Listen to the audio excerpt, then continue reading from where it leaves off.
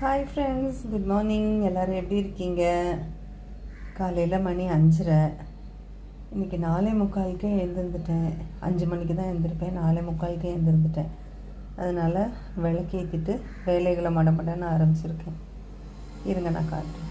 இன்றைக்கி வியாக்ரா என் பையன் model United Nations போகிறான், MU1.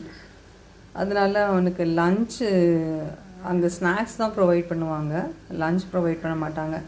ஸோ திரும்பி வரத்துக்கு கொஞ்சம் லேட் ஆகும். ஏன்னா இன்றைக்கி செகண்ட் டே, ஃபினிஷிங் டே. அதனால கொஞ்சம் லேட் ஆகுங்கிறதுனால காலையிலேயே முருங்கைக்காய் வெண்டைக்காய் போட்டு சாம்பார் அது பண்ணிவிட்டு அதுக்கப்புறமா முட்டைக்கோஸ் கறி பண்ணியிருக்கேன். இது ரெண்டும் அவனுக்கு கட்டி கொடுத்துட்டான்னா லஞ்சுக்கு ப்ராப்ளம் இல்லை, எவ்வளோ நேரம் ஆனாலும் தாங்கும்.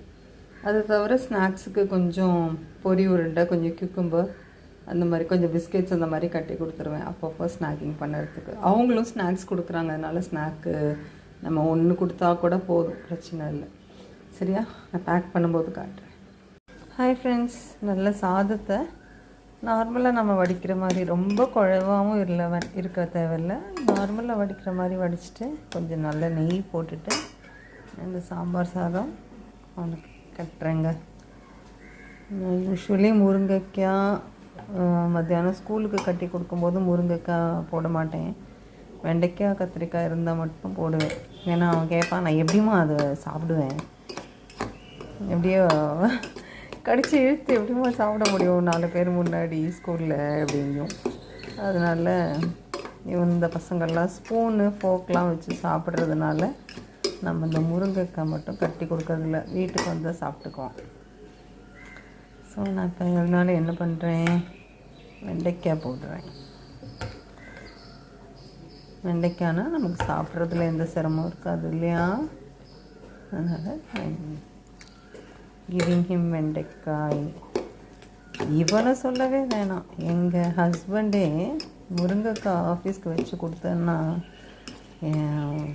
அதுவும் அங்கே துபாயில் இருந்தப்போ இந்த இன்டர்நேஷ்னலாக எல்லா கண்ட்ரிலேருந்தும் வருவாங்க இல்லையா, இப்போ கேட்பார், நீ எப்படிமா சாப்பிட முடியும், நீ இது கட்டி கொடுக்குறீங்க, நீ வீட்டில் வெயி, நான் சாப்பிட்றேன் அப்படின்னுவார்.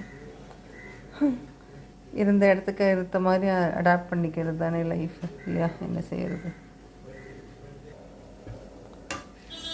ஸோ இந்த கோஸ் கறி நம்ம கட்டிடலாம் ஸ்கூல் லஞ்ச் பாக்ஸுக்கு. ஓகேயா, நான் சாதம் கொஞ்சம் கம்மியாக கொடுத்தா கூட காய் இருக்கிற அன்னைக்கு